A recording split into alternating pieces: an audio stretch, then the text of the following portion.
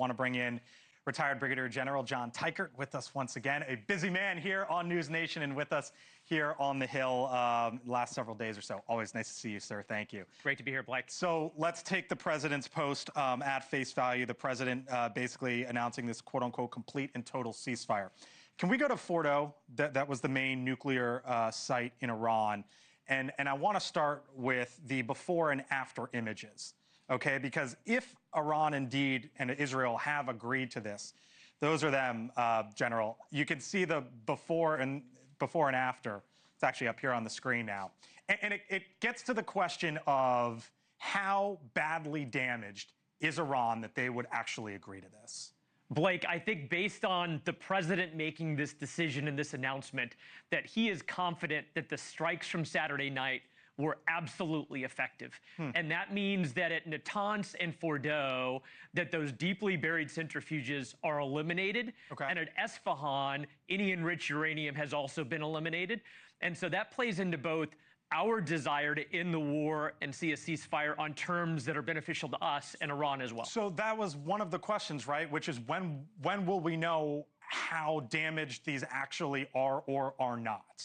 And what you're saying essentially is this tends to give, I don't want to use the word confirmation, but maybe reality, that the before and after images kind of tell the story. It does. There was one red line from the President of the United States, and that is Iran will not have weaponized nuclear capability, which means that the intel that he sees from these strikes from Saturday night give him confidence that we achieve that objective. It struck me that Robert, and Robert's been on the ground there for the better part of close to 2 years now, a year and a half at least in the Middle East, that he mentioned, General, that Israel still has a ballistic missile threat from Iran, even as of this moment. What is that threat? Even though if there is this ceasefire, and even if it were to hold, what is the continuing, and this is sort of the map of the capabilities. We don't know exactly all of their capabilities at this point. Maybe even Iran doesn't know, I don't know.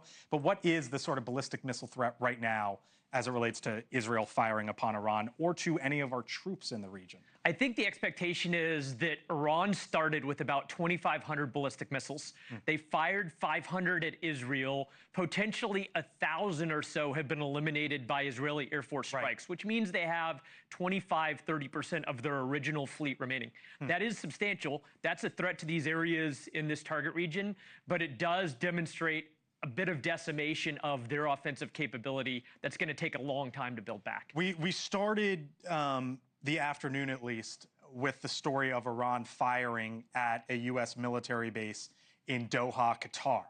And I sort of wanted you to walk through for us. This is the largest U.S. military installation in the Middle East, 10,000 troops or so, give or take, at the Al Udeid Air Base there. President Trump was there just last month. When he made his Middle East stop, that's where the president went. From Iran's perspective, if this was their last, call it sort of off-ramp, save face, to try to speak internally, why did they choose this location? This location would have been extremely well defended, which means those missiles, 14 or so that Iran fired, would likely not get through. So they wanted no business, basically, is what you're saying. No, because they knew if they did this and one did get through and Americans were killed, then it would not end the conflict. It would likely accelerate or escalate the conflict. They did not want that. They wanted to save face, the off-ramp, and what they did against a heavily defended target that they likely gave intelligence ahead of time to, so that we could prepare, was their best way to do so. Let me leave you with this complete and total ceasefire. Again, take it at face value coming from the president. As Robert said, haven't heard from either the Israelis or the Iranians. Did that catch you off guard? It did. I think that this was a last gasp by Iran, but I think the fact that it could escalate so quickly, like it happened on Saturday, that Iran did this today, and then this was the final gasp, this was the off-ramp, I think all of that happened a lot faster than anyone expected. Retired Brigadier General John Teichert with us once again. Thank you, sir. It's always great to get your perspective. Thanks, Blake. Appreciate it. All right.